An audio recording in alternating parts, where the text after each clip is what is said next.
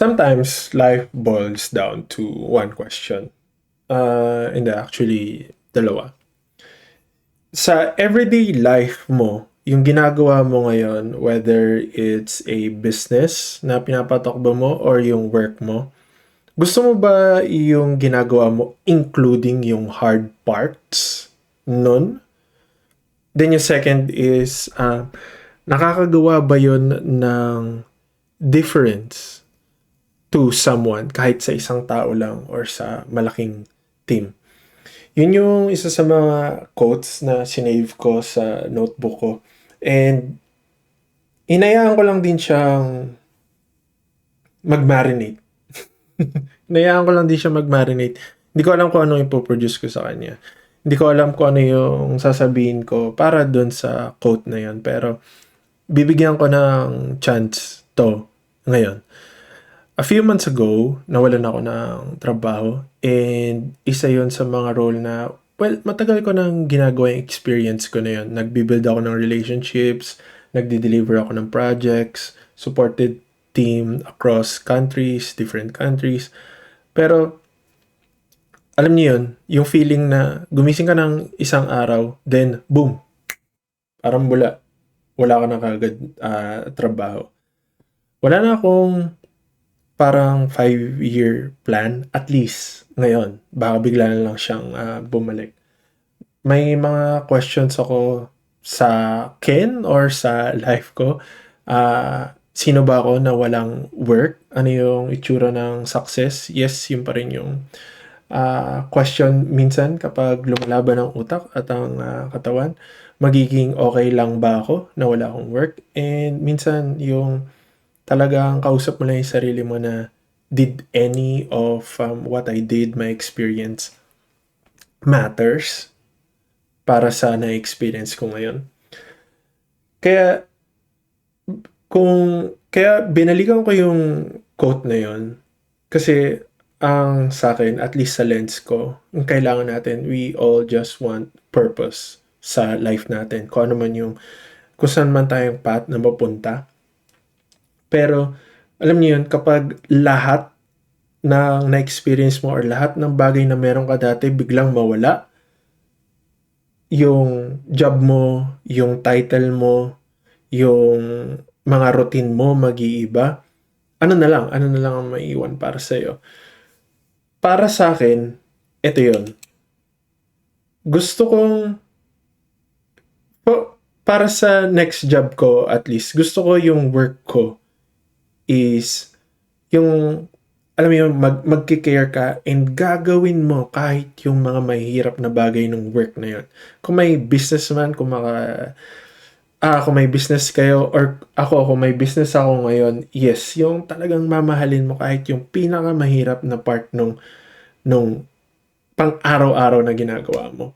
And I want it to matter to the outside world, kahit sa isang tao or sa a big group of people. And ginawa ko itong mga videos na to, nag-start ako ng YouTube channel. Hindi dahil na alam ko yung mga sagot or alam ko kung saan dapat yung next path ko. Pero ginawa ko tong YouTube ko and itong mga videos na to kasi nandun na ako sa point na confused ako. Hindi ko alam kung ano yung next.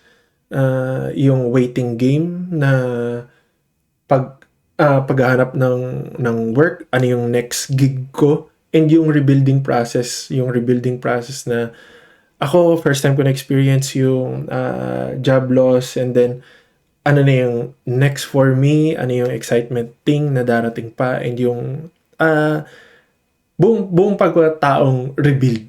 Ganun siya.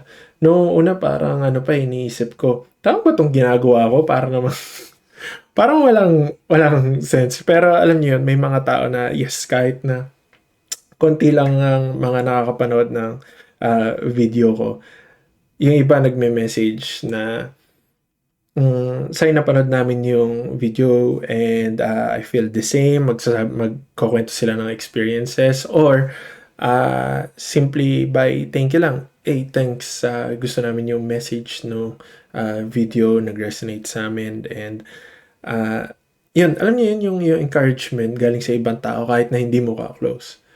And doon ko na-realize na hindi pa ito yung parang pinaka-final form na gusto kong gawin. Pero right now, at this very point ng time na to, meaningful siya. Meaningful siya sa akin, meaningful siya para sa inyong mga nanonood.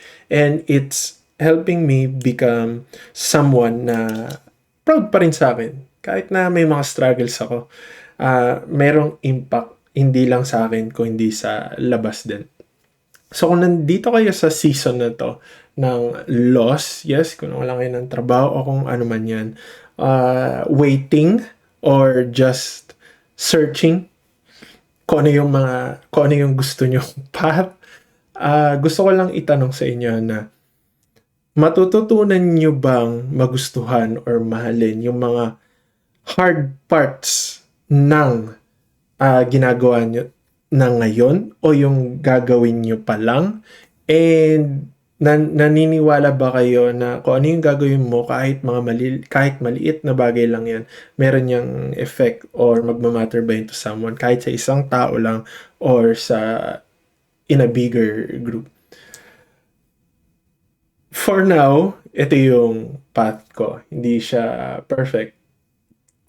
Obviously, imperfect. But it's real na nandito ako, nagre-record, napapanood niyo ako, sinishare ko yung struggles ko, na sinishare ko rin yung wins ko.